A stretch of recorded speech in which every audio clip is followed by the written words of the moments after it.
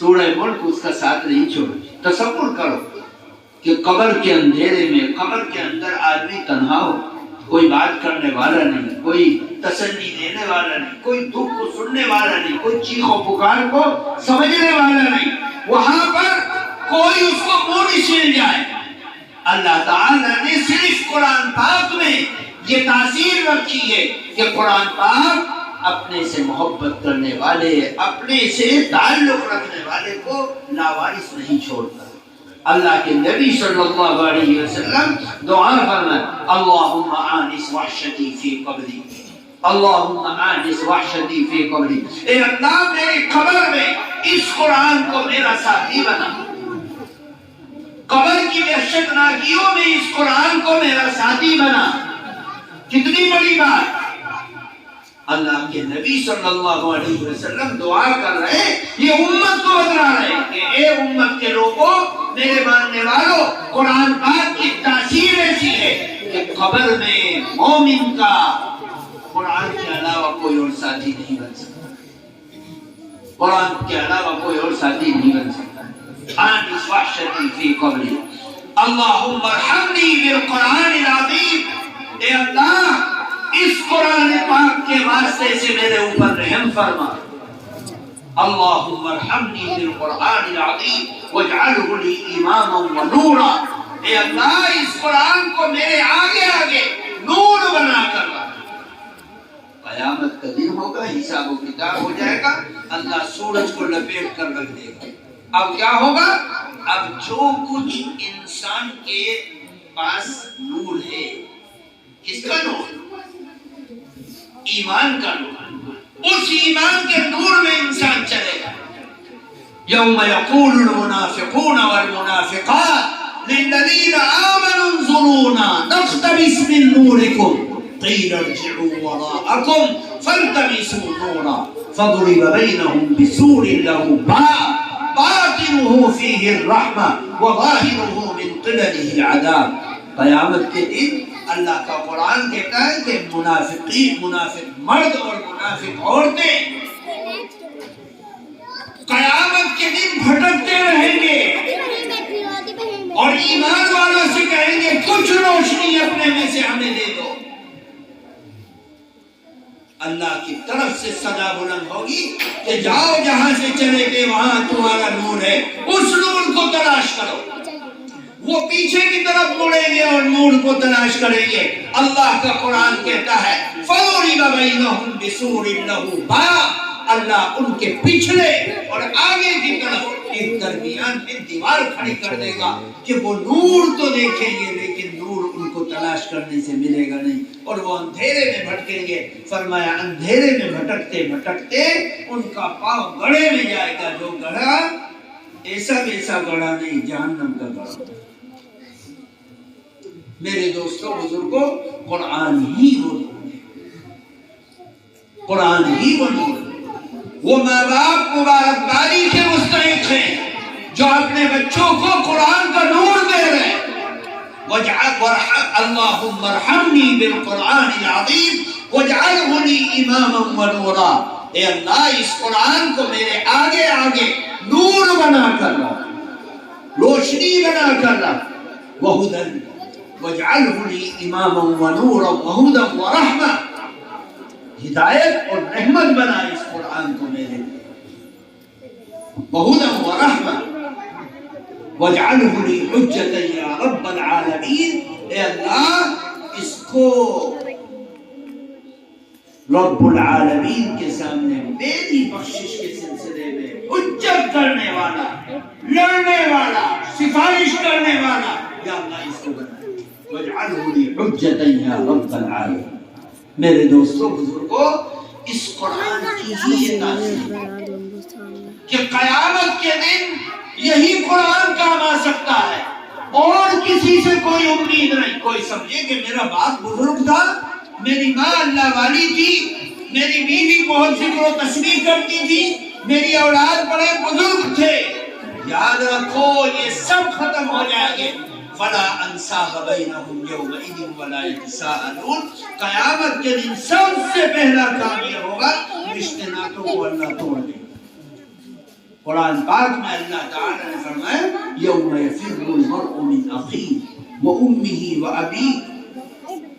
ماں اور بیٹی کی محبت کتنی گہری ہوتی ہے، اولاد اور ماں باپ کی محبت کتنی گہری ہوتی ہے.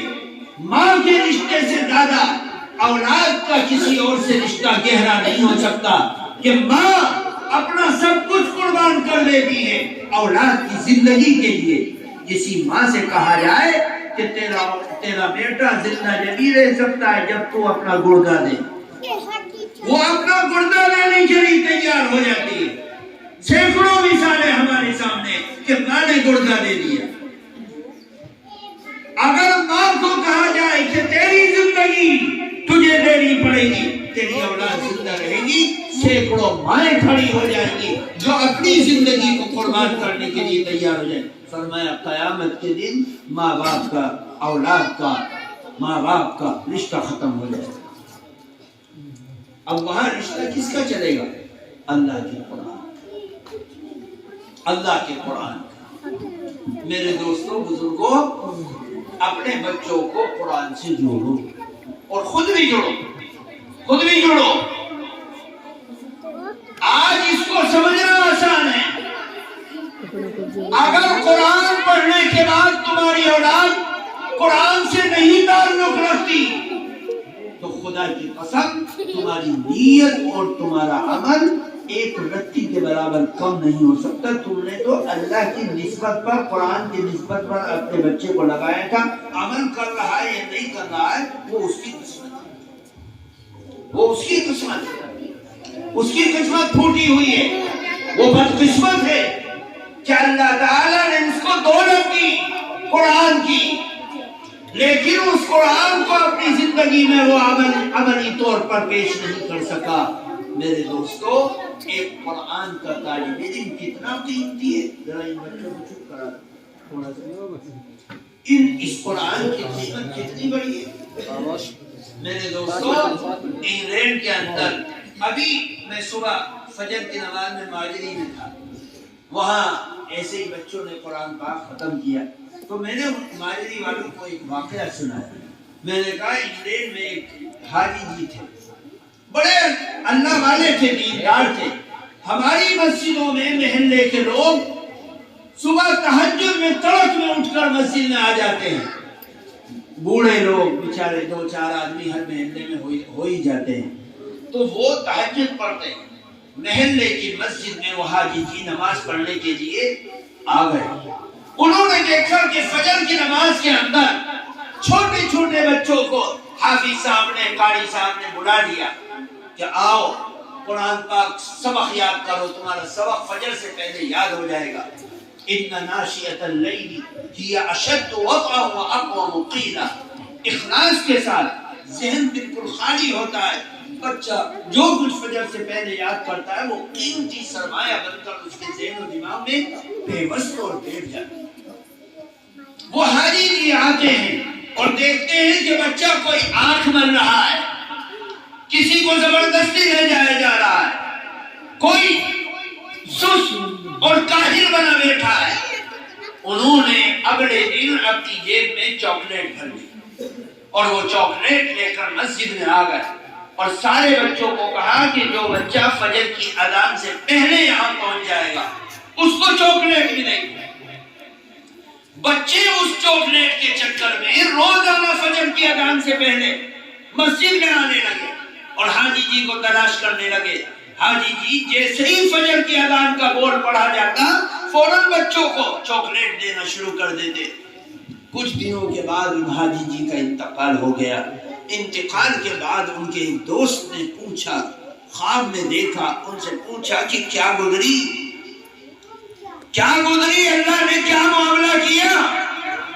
تو اس حاجی جی نے کہا کہ چاکلیٹ کام آ گئی. کیا کہا؟ چاکلیٹ کام آ گئی. کہا کیا مطلب؟ کہا میں فجر کی اذان پہ جو قرآن پاک پڑھنے والے بچوں کی چاکلیٹ دے کر حوصلہ افزائی کرتا تھا، اللہ تعالیٰ نے اس کی برکت سے میری مغفرت کر دی. میرے دوستوں بزرگوں، اس سرمایہ کو سمجھو. حضرت شاہ عبدالعزیز محدث دہلوی رحمت اللہ علیہ درس حدیث دے رہے ہیں. ایک طالب علم جو روزانہ پابندی سے نماز پڑھتا، پابندی سے سبق پڑھتا تھا، وہ غائب. حضرت نے پوچھا کہاں ہے؟ کہا حضرت کچھ پتا نہیں. حضرت پریشان ہو گئے. وہ ایک دو وقت حاضر غیر حاضر رہا، پھر اس کے بعد آتا ہے. تو حضرت نے کہا کیا ماجرا ہے، تم کیوں چلے گئے تھے، کیوں نہیں پڑھے؟ تو حضرت سے اس نے جواب دیا کہ حضرت میں اپنے محلے کی بیوہ عورتوں کا سامان ان کی مدد کی غرض سے بازار سے لا کر دے دیتا تھا چھٹی کے وقت. میں ایک بیوہ عورت کا سامان لے کر جب جا رہا تھا، اس نے میرا ہاتھ پکڑ کر اندر دروازے میں، جیسے ہی میں سامان دے رہا تھا، ہاتھ پکڑ کر اندر گھسیٹ دیا. تو وہاں مجھے غلط نیت سے اس نے غلط ارادہ رکھا. میں نے کہا کہ رک، مجھے لگا استنجا لگا ہے، میں استنجے میں جاؤں گا. اس نے استنجے کی اجازت دی اور میں اندر گیا، اور میں نے استنجے کی جتنی نجاست تھی گناہ سے بچنے کے لیے اپنے جسم پر مل لیا اور اس کے سامنے آ گیا. ادھر بھاگ، یہاں سے بھاگ. وہ فوراً وہاں سے بھاگا، اور بھاگنے کے بعد حضرت میں اس نجاست کے عالم میں حدیث پاک پڑھنے نہیں آ سکتا تھا. میں تو فوراً ندی کے کنارے گیا اور میں نے اپنے کپڑے بھی دھلے، اپنا جسم بھی پاک کیا، اور پاک کرنے کے بعد جب میں یہاں آیا تو میرے 2 سبق چھوڑ گئے. اللہ اکبر. اللہ تعالیٰ نے اس طالب علم کو جو قرآن کا اور حدیث کا طالب علم تھا اتنی بے پناہ مقبولیت دی کہ تاریخ کی کتابوں میں لکھا ہے کہ ہم نے حضرت شاہ عبدالعزیز رحمت اللہ علیہ کو اتنا زیادہ دعا کرتے ہوئے اور کسی طالب علم کے بارے میں اتنا الہا جاری کرتے ہوئے کبھی نہیں دیکھا. میرے دوستوں بزرگوں، قرآن پاک اور احادیث طیبہ سے جن زندگیوں کا تعلق ہوتا ہے وہ زندگی پاکیزہ بن جاتی ہے، وہ زندگی بابرکت بن جاتی ہے. آج ہزاروں لاکھوں کافروں کے درمیان میں ایمان اور اسلام زندہ ہے، وہ صرف اور صرف خدا کی قسم قرآن پاک کی وجہ، ورنہ ہمارے پاس کچھ نہیں. افیم کھانے والے، چرس پینے والے، ڈوڈے کھانے والے، شراب پینے والے، بے ایمانی کرنے والے، زنا کرنے والے، جھوٹ بولنے والے، بے حیائی کرنے والے، سود کھانے والے، حرام خوری کرنے والے گلی گلی کے اندر بھرے پڑے. آپ اس گلی کے اس لوکڑ سے لے کر وہاں تک ٹٹولو تو آپ کو دسیوں آپ کے پڑوسی ایسے مل جائیں گے جو سود اور بیاج پر پیسہ لے رہے، پیسہ دے رہے، پیسہ لے رہے. آپ تصور نہیں کر سکتے. گنگوں کی گلیوں میں جائیے، بادشاہ ہے لیکن سود کا کاروبار کرتا ہے اور سود لوگوں کو دیتا ہے، قرض دیتا ہے، سود لیتا ہے. یہ سارے کے سارے مائنس پرسنٹیج اور یہ ساری چیزیں ہر دن بڑھتی رہتی ہیں، اور یہ سارا معاملہ ہوتا ہے دین کا اور ایمان کا نام رکھنے اور دینے والوں کا. کوئی کسر نہیں چھوڑی. یہ قرآن ہے جس نے ہمیں زندہ رکھا. یہ قرآن ہے. سلطان محمود غزنوی رحمت اللہ علیہ تاریخ فرشتہ کا مؤرخ اپنی کتاب میں ان کے واقعے کو لکھتا ہے. آج کے 7 ملکوں کا بادشاہ اکیلا سلطان محمود غزنوی تھا. آج کے 7 ملکوں کا، برما، ہندوستان، پاکستان، بنگلہ دیش اور ناگالینڈ، سری لنکا، نیپال، سب کا ایک بادشاہ جس کا نام سلطان محمود غزنوی. اتنا بڑا بادشاہ جس کے دسترخوان پر لاکھوں غریب، فقیر، مسکین کھانا کھاتے تھے، اور جو تلوار کے ذریعے سے حق کو ساری دنیا میں پہنچانے کا کام کرتا تھا. جان ہتھیلی پر لے کر، کہتے نا کہ جان اور مال لے کر نکلے. ارے ہم تو جو کچھ لے کر نکلتے ہوں لیکن جان تو وہ تھی کہ جہاں جان دیا جاتا تھا اور جہاں جان دیا جاتا تھا. کہ جان اور مال لے کر نکلا اور ساری زندگی گھوڑے کی کمر پر گزار دی. اتنا بڑا بادشاہ غزنی کے بازار میں ایک مرتبہ اپنے سندریوں اور وزیروں کے ساتھ نکل گیا. آگے آگے فلاش سونے کی مشعل لے کر جا رہا ہے. سونے کی مشعل کروڑوں روپے کی سونے کی مشعل ہے اور آگ جل رہی ہے. آگ کی لپٹوں میں سلطان راستہ دیکھ رہا ہے اور بازار غزنی کا ہے. وہاں جا کر جب دیکھتا ہے بازار کی رونق کو تو اچانک سلطان کی ایک نگاہ پڑی طالب علم کے اوپر جو حدیث کا طالب علم اور وہ کباب تلنے والی کڑھائی کے نیچے سے جو آگ نکل رہی تھی اس آگ کی روشنی میں کتاب کھول کر پڑھ رہا ہے. ارے بھائی طالب علم پڑھنے والا اور بازار میں اس کا کیا کام. اس نے ایک سنتری کو اشارہ کیا کہ اس طالب علم کو پکڑ کر رہا. اس طالب علم کو پکڑ کر لایا گیا. وہ طالب علم آیا سلطان کے سامنے کھڑا ہو گیا. پوچھا گیا کہ تم کیا کر رہے ہو اور تمہاری کتاب کون سی ہے. تو اس نے جواب دیا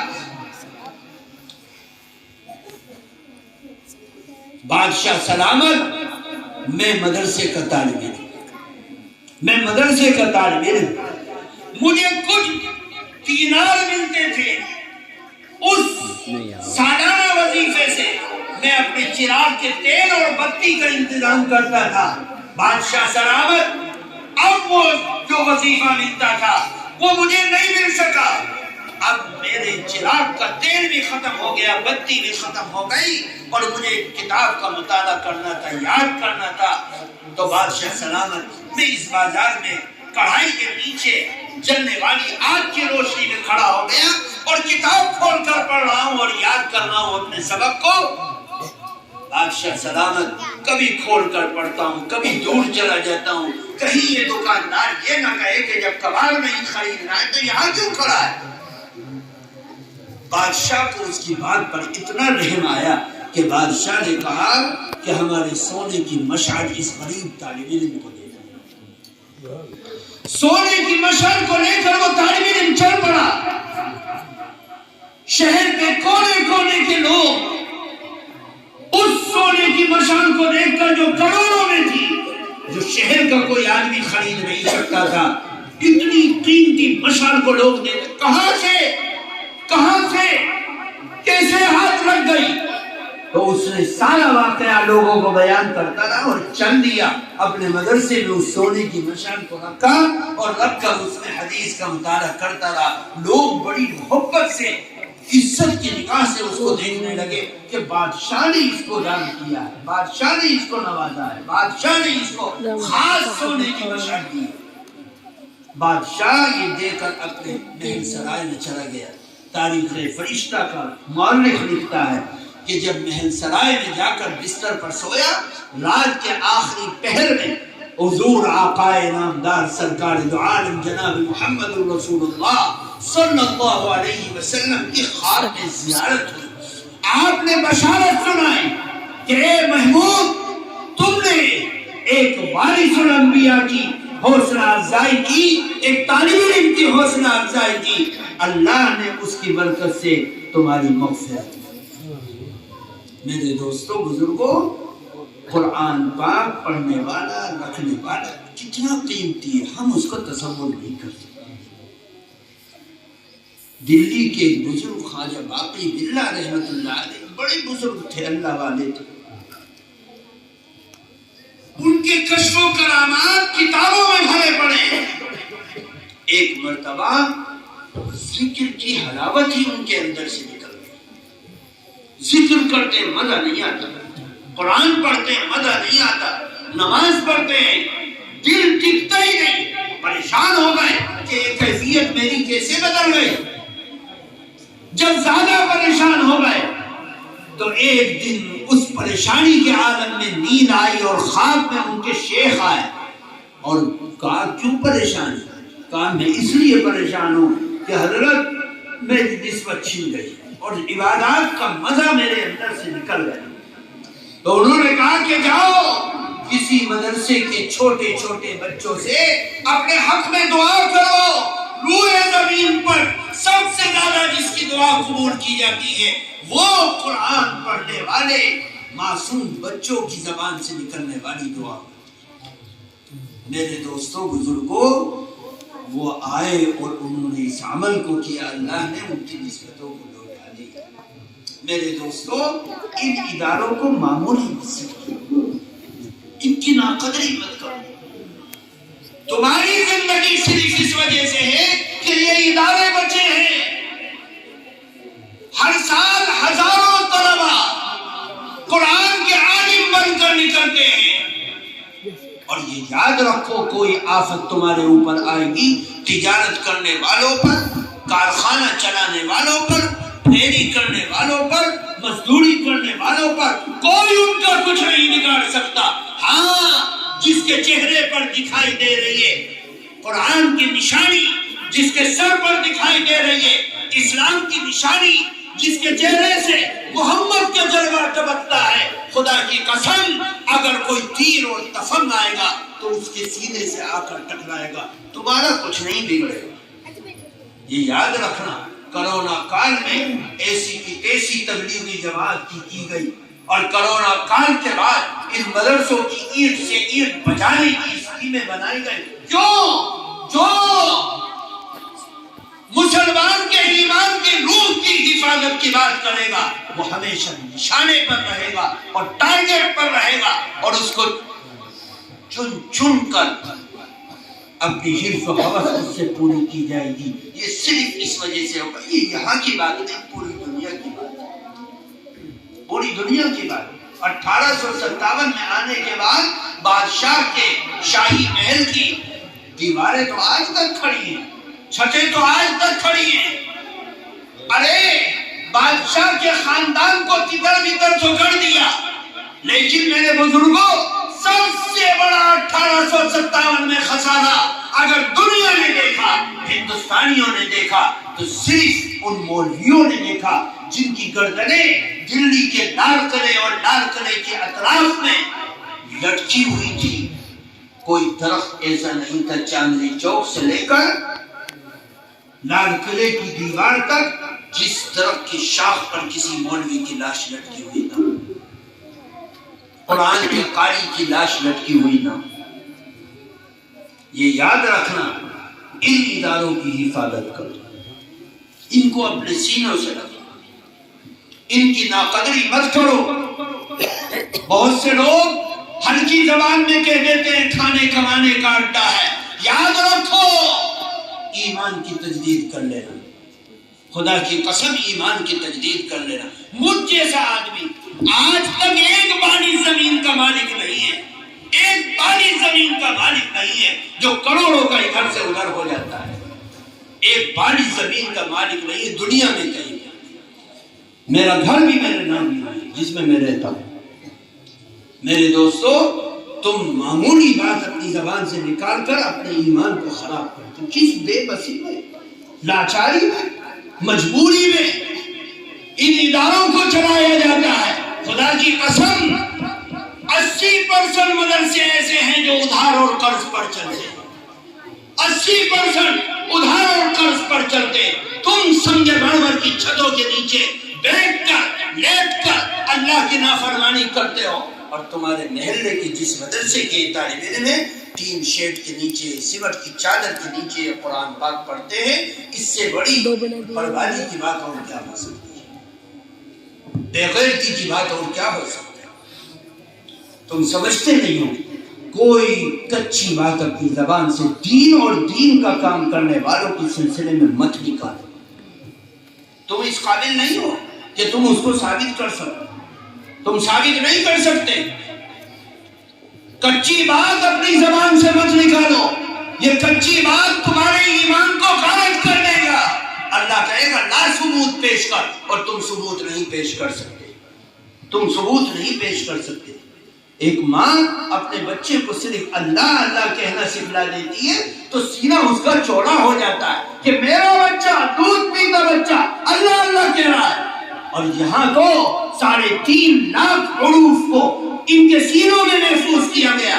114 سورتوں کو کو ان کے سینوں میں محفوظ کیا گیا، قرآن کی 30 پاروں کو ان کے سینوں میں محفوظ کیا گیا، 4,500 رکوع کو ان کو سینوں میں محفوظ کیا گیا، 6,666 آیتیں ان کے سینوں میں کھول کھول کر محفوظ کی گئی۔